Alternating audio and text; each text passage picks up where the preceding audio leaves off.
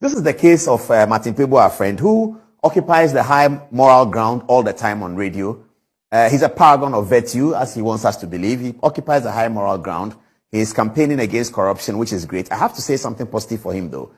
The case that he went to court by himself to ensure that the counting of weekends that the police exclude. So the Constitution says when you are arrested within 48 hours, they should put you before court. Sometimes the police will arrest you on Friday. Then they say that Sunday and Monday is weekend. So 48 hours starts for Monday and Tuesday. So they've actually kept you more. Martin went to court and the court agreed with him that Saturday and Sunday, for the purpose of calculating how long a person has been with the police, is part of it. So if you catch the man on Friday, Sunday, you must release him. And congratulations to you, Martin, for that one. Okay. Now, beyond that, Martin then presents himself as some paragon of virtue. He's always on the insulting edge on President Akufo-Addo. And somehow, our friends at Joy FM, every day he's the one. I don't know whether they don't know any other lawyer. Every day, Martin Kpebu is bank lawyer, he's criminal procedure, he's civil procedure, he's constitution. Every day they call him. So as a result of that, and the advocacy he does on radio, he creates himself like some paragon of virtue. He doesn't do any wrong. He there is clean. He doesn't see that Apa is the one who is a thief. Let's see what the High Court said. After that, I'll tell you what Martin himself told me, and I'll share with you. So these are the facts. Fred, the plaintiff, and Martin Kpebu, the first defendant, are both lawyers and went before the court over who has the ownership and copyright of a book titled Annotated Evidence Law of Ghana, unquote. While it is not disputed that Fred was the one who mooted the idea and invited Mr. Kpebu to join him to actualize the dream, it is the case of Martin Kpebu that Fred lacks the intellectual ability to write a book as an author. This is what Martin Kpebu was urging on the court, that his colleague lawyer, Fred, he doesn't know anything at all. Fred there Martin Kpebu is the one who knows everything. Fred doesn't know anything. Fred there is a lawyer, he doesn't know anything. I think it's even disrespectful to speak about another colleague lawyer in that manner. But anyway, no problem. Lawyers do that to themselves, so it's fine. Let's move on. According to him, that is Martin, Martin Kpebu, rewrote all the works done by Fred. And therefore, the final work is his handiwork alone and not a joint authorship. The court is called upon to deal with such issues as copyright and the allegations of breach of the agreement executed by the parties and the allegation of bad faith by Martin Kpebu. So this is what the court is invited to do. The court is being told that my name is, what's the guy's name again? Fred. And he is Martin. Now, we have done work together in producing a book. I took the idea. Fred is the one who told Martin that, look, we can do that. In intellectual property, the person who has the original idea is so heavily recognized. That is why those of you who have read about the IT revolutions over the world, you see that Bill Gates, the Microsoft guy, they started calling him Bill Gates, the founder of Microsoft. Years down the line, they changed that reference and started calling Bill Gates co-founder of Microsoft. Same with Steve Jobs, my favorite person that I never met, I never knew, but he's my favorite person, Steve Jobs, the Apple founder. We used to call him Apple founder. Later on, we're told that Steve Jobs is now co-founder of Apple because people came to the court and said that, no, I told Gates about this part of Microsoft, so I am in Microsoft. I'm also the founder of Microsoft. Intellectual property rules recognize the first person out of whom the idea came.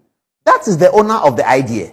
So I'm not so sure why somebody gives Martin an idea and he thinks that the guy doesn't know anything, even though he's a lawyer, doesn't know anything. So blah, blah, blah. Okay, let's go on. So you see what really happened. Okay. He said he rewrote all the works by Fred, and therefore the final work is his work. The court is called upon to do so and so. All right. This is the judge. He sat, Kweku Aka Boafo, sitting as an additional high court judge. So I'm assuming that he's a judge of the Court of Appeal. That's why he's sitting as an additional high court judge. Let's move on.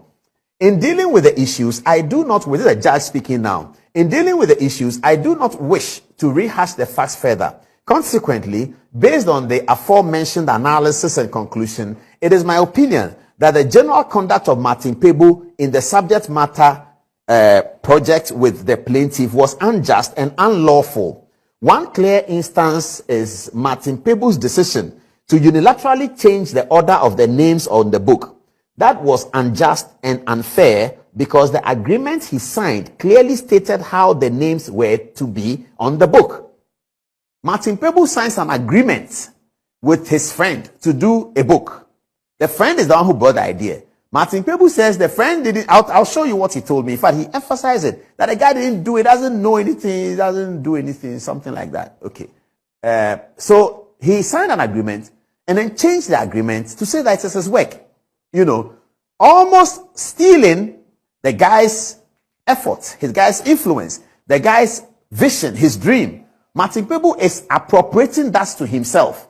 Somebody has an idea and comes to tell you, Martin, let's do this book. Then you say that whilst we're doing the book, the guy doesn't know anything. So the guy is not part of it. This is my book. I'm going to sell it and make all the money. These are the people who stand on the moral high ground and say that somebody else is a thief. Because they think that what happened in courts, not many people will hear. But we all heard it. And today we are telling all of you viewers, when you see him in the street, ask him for a copy of the book that he said that the one who gave him the idea is not part of the book, and the guy took him to court, and the court said that he cannot steal the guy's idea. Ask him that the evidence book, you want to see it, and you want to read some. Let's move on.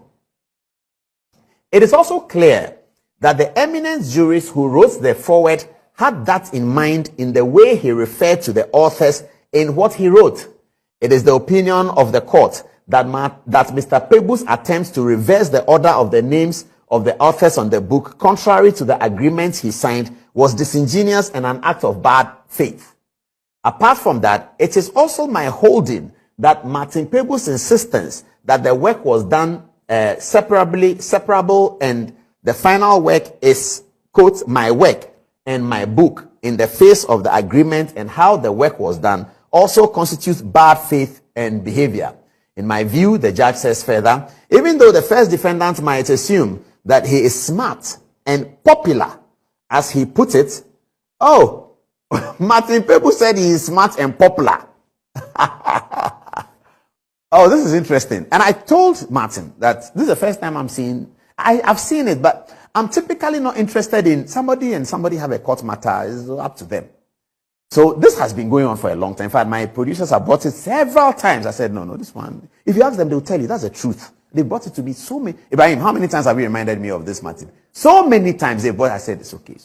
Because I really don't like getting into that. But when Martin Kpebu continues to call other people names, when he is the practitioner of the deviant behavior, then he is calling other people's names, then I am concerned to put this out in the public domain so they will see the kind of person, because there's a message and the messenger. Is always very important in public communication.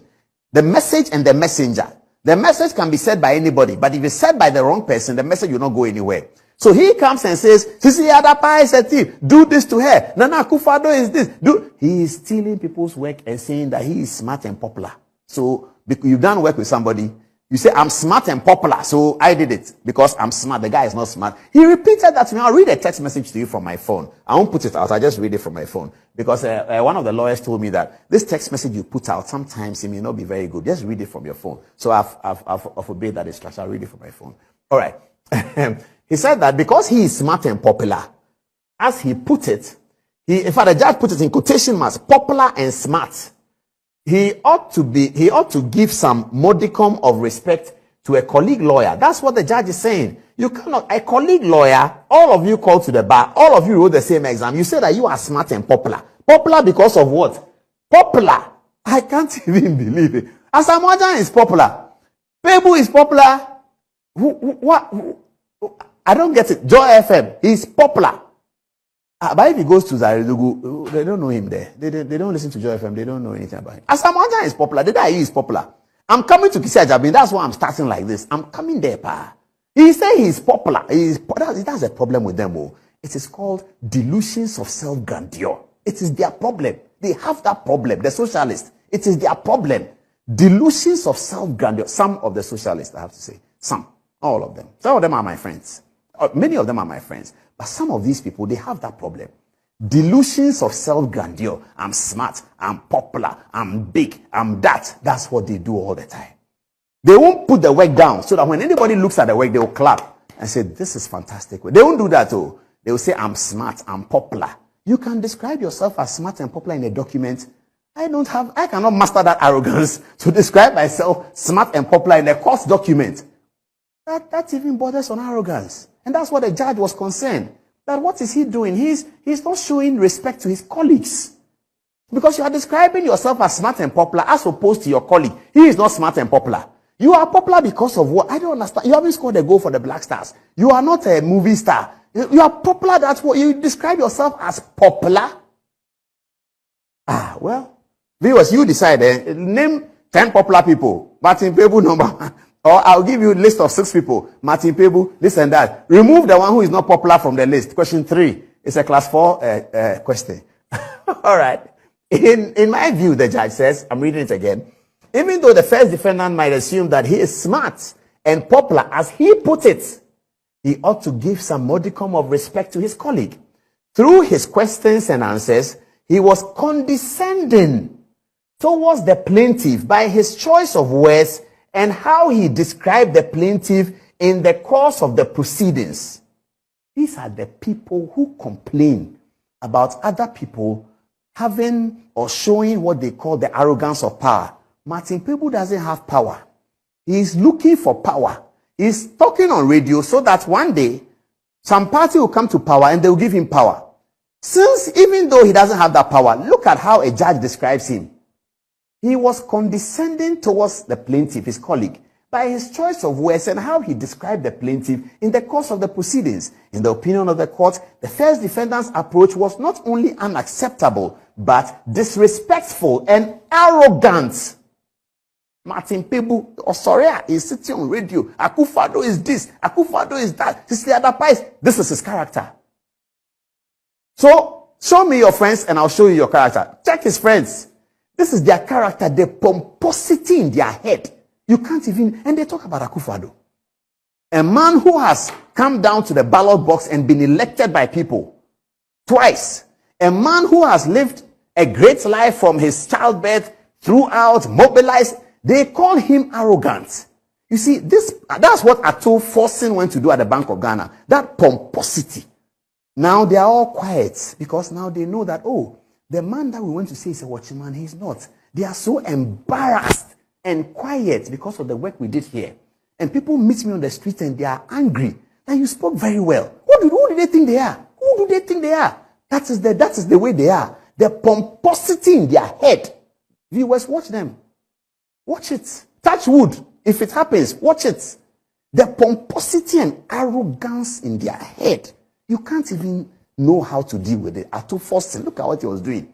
A man who has been called to the bar, is a military wing commander, is going to military academy to become wing commander. He sits at, he says he's a watchman. I'm not going to, you're a watchman. The arrogance of them. There's arrogance of power. This is arrogance of opposition. I've never heard that term before. Maybe we should add it. The way they added Doomsort to the Google search. Please, in Ghana, we have arrogance of opposition. Globally, in English language, we have heard arrogance of power as an expression in British politics. Here in Ghana, we do have the arrogance of the opposition and also the arrogance of media. In Ghana, there's too much arrogance of media. I'm popular, I'm smart because I sit on Joy FM. And Joy FM will call me, so I'm popular, I'm smart. Martin Kpebu, I'm popular, I'm smart because I'm on Joy FM. Arrogant behavior. What is the smartness about Martin Kpebu? Where is it? In Ghana here, we have so many brilliant people. Our country is blessed with tons and tons of brilliant lawyers. Martin Kpebu says he is smart and popular. Popular. That's the one that's surprised. What should the Ayu say? What should Mohammed Kudus say? Mohammed Kudus, what should he say?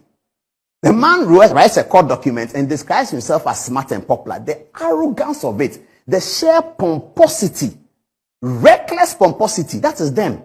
Pomposity, they feel, so Kisi Ajabe is going to arrest, he has helicopter, drone. Pomposity, arrogant, no humility. They don't have an iota of humility in them. And they come and just think that they are riding on the public sentiments, so they will insult Akufo-Addo. And behind, God has revealed it. And God is going to reveal all of them. All of them. As a man thinketh, so is he. That's what the Bible says. As a man thinketh, so is he. They think of themselves as smart. And the judge is calling that arrogant. They are smart and popular. I'm smart. I'm Martin Kpebu. I'm very... Who told him? Where did he get that from? I don't even understand it. I mean, the kinds of things that go on in the Ghanaian courts, the brilliance of our lawyers that express in the Ghanaian court, that they don't say anything. You are on Joy FM, they are calling you every morning, and you are talking some things, half of it is balderdash anyway. There are lots of things Martin Kpebu says. What is it? He tried to organize a demonstration. You saw what happened. He was totally disgraced, and then he said that the bars didn't come, people didn't. Nobody, if Akufo-Addo organized a demonstration, 100,000 people were there. He wanted to, you see, sometimes it's envy. Because they envy him, they want to do what he did, and they were flattened. He was completely flattened. And he went to court and said, he is arrogant, he is smart and, what is the word? Smart and something. Smart and popular. You see, it's going out of my, because I can't put the word popular to Martin Kpebu's name. Popular. Martin Kpebu is smart and popular. Oh my goodness. Yeah, keep us on TV for a while, Keep us on TV for a while. All right, let's move on. Through his questions and answers, he was Nan, stop calling me. Nan, stop calling me. I've seen your message. Nan is calling me. Through his questions and answers, he was condescending towards the plaintiff by his choice of words, and he described the plaintiff in the course of the proceedings. The way he described the plaintiff. In the opinion of the court, the first defendant's approach was not only unacceptable, but disrespectful and arrogant. I wish to put it on record that this court did not appreciate same at all. Finally, I wish to state that I have had the opportunity to observe the demeanor of the defendant, and it is my finding that many aspects of the evidence of the first defendant, in particular, that's Martin Kpebu, in particular, and what he did insofar as the book is concerned, is exaggerated and did not appear consistent. For instance, parts of the book he complained of as being poor, when it was pointed out to him that he had previously reviewed and approved same, he claimed it was because he was fatigued. Oh.